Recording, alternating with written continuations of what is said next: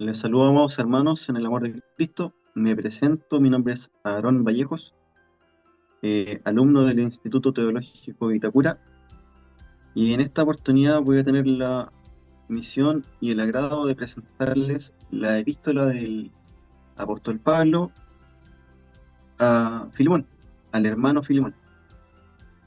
Vamos a partir hablando de cuándo se escribió esta epístola.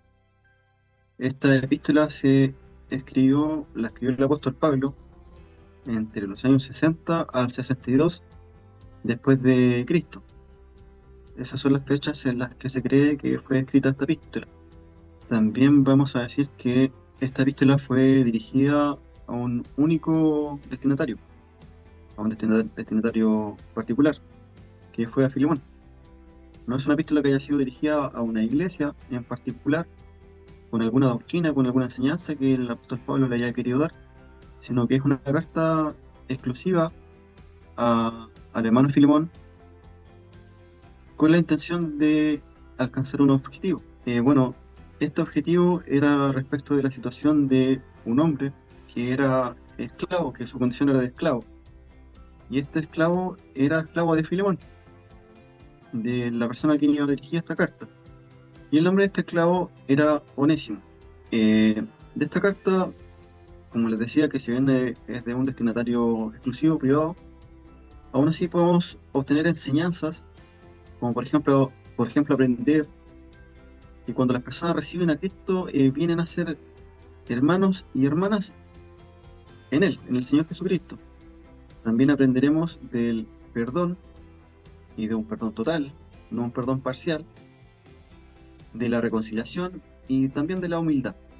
Veremos en esta diapositiva quién es el destinatario de esta carta. Sabemos que es Filemón, ¿cierto? Que es una carta del apóstol Pablo a Filemón, pero vamos a conocer aquí quién era Filemón. Filemón era un ciudadano romano de buena situación económica y que vivía en la ciudad de Colosas. También sabemos de Filemón que era un cristiano, se había convertido a Cristo, presumiblemente a través del apóstol Pablo, y si no, a través de algunos de los colaboradores del apóstol Pablo. Y también sabemos que él era aparentemente el líder de la iglesia que se reunía en su propia casa. Y bueno, Filemón, como cualquier romano de buena situación económica, tenía sirvientes, los cuales eran esclavos. La manera de tener sirvientes en aquella época era con esclavitud.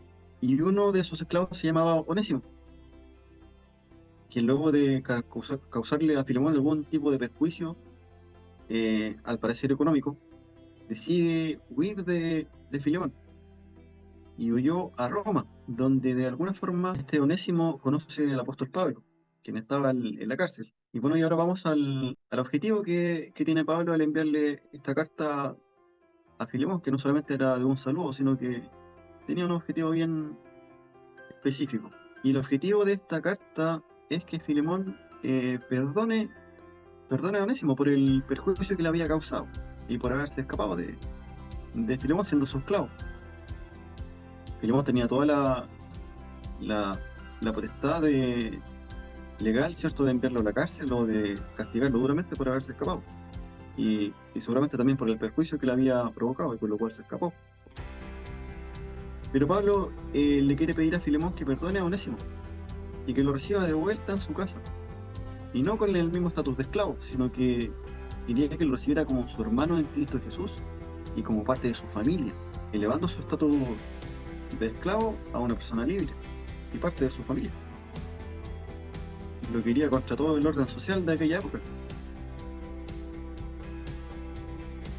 Era bien complicado, bien difícil lo que le pedía o lo que le quería pedir a través de esta carta el apóstol Pablo a Filemón.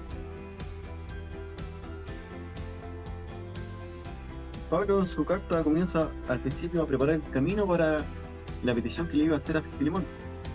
Primero parte, ¿cierto?, saludando a Filemón al comienzo de esta carta, para luego elevar una oración, la cual queda plasmada en la carta, donde le ora a Dios dando gracias por la fe y el amor que Filemón demuestra hacia los santos, hacia su iglesia, hacia la congregación que se reúne en su casa. y de la cual tenía esta información el apóstol Pablo. Y también recuerda en su oración que él constantemente ora por Filemón para que la participación, en el original es koinonia o comunión, para que la comunión de su fe sea eficaz en el conocimiento, es el forma textual del versículo, de todo el bien que está en ellos por Cristo Jesús.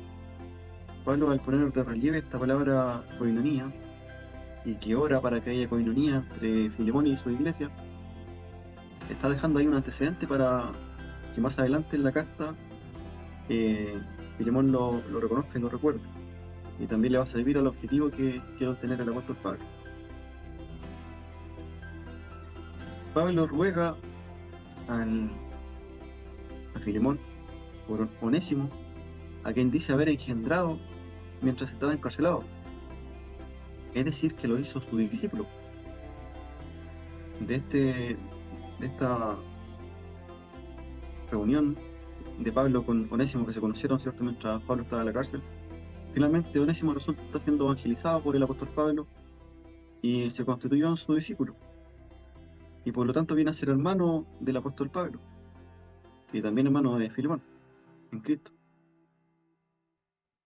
Y le ruega entonces Pablo a Filemón para que lo reciba como un hermano en Cristo y también como parte de su familia, y para siempre.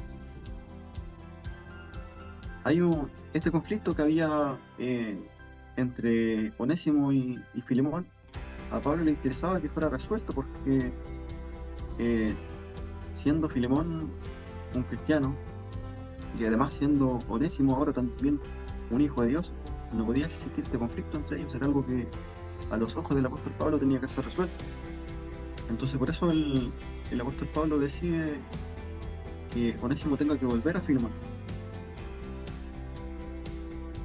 Más adelante Pablo cita una vez más la palabra griega, koinonia, cuando le dice en su carta a Filemón: si me tienes por compañero o si tienes koinonia conmigo, acepta a Onésimo como me aceptarías a mí. Aquí le recuerda la palabra que le usó al principio, de que él oraba para que Filemón tuviera koinonia, compañerismo, comunión con su propia iglesia. Ahora le quiere decir con esta palabra que así como tiene también koinonia o comunión con él, Filemón con Pablo, así le pide que también tenga koinonia, compañerismo, comunión con Onésimo, que ahora también era cristiano y que también era hijo de Dios, que también era parte de la iglesia. Y también Pablo ofrece pagar por todos los perjuicios económicos que le hubiera provocado Onésimo a Filemón.